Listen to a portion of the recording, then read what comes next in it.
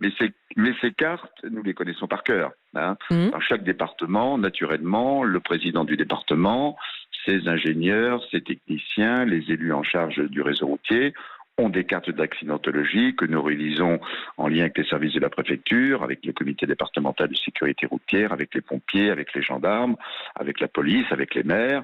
Et donc, nous connaissons parfaitement axe par axe. Moi, par exemple, là, en Charente-Maritime, j'ai 6000 km de route départementale. Oui. Nous connaissons axe par axe les endroits qui peuvent être dangereux, les endroits où c'est la vitesse, les endroits où c'est peut-être l'état de la chaussée, les endroits où sont les traversées d'animaux, les accidents qui ont eu lieu, les accidents qui se répètent.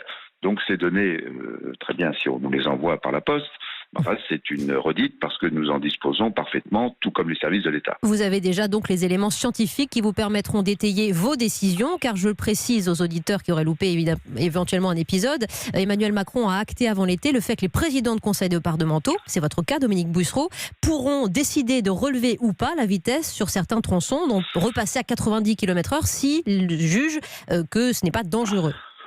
Oui, vous savez, il n'y a rien de nouveau sous le beau ciel de France, parce que dans une commune, dans une ville de province ou de la région parisienne, les maires peuvent moduler avec parfois des zones d'entrée de ville à 70, le 50, qui est la règle nationale, mais également des zones 30, mais également des zones 20. Donc, si vous voulez, la modulation de vitesse dans tout le réseau urbain, des petites, moyennes et grandes communes françaises, chacun est habitué et ça tient justement au risque, une présence d'une école, présence d'un rétrécissement, présence de commerce, etc.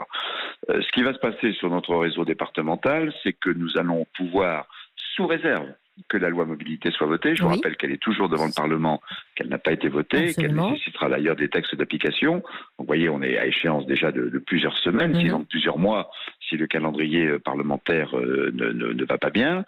Nous pourrons ensuite moduler. Je vous prends très franchement l'exemple de mon département. Beaucoup de Français le connaissent, c'est un département de vacances. Une grande partie du réseau, en tout cas c'est ce que je proposerai à mes collègues, restera à 80 km/h. Il y a quelques axes de très grande qualité avec des bandes d'arrêt d'urgence, des possibilités de dépassement, etc., que nous remettrons à 90 à l'heure. Mais il y a même des zones où nous baisserons la vitesse parce qu'on est en bord d'océan, il y a du vent, parce qu'on est sur des ouvrages qui relient l'île de Ré, l'île d'Oléron, etc.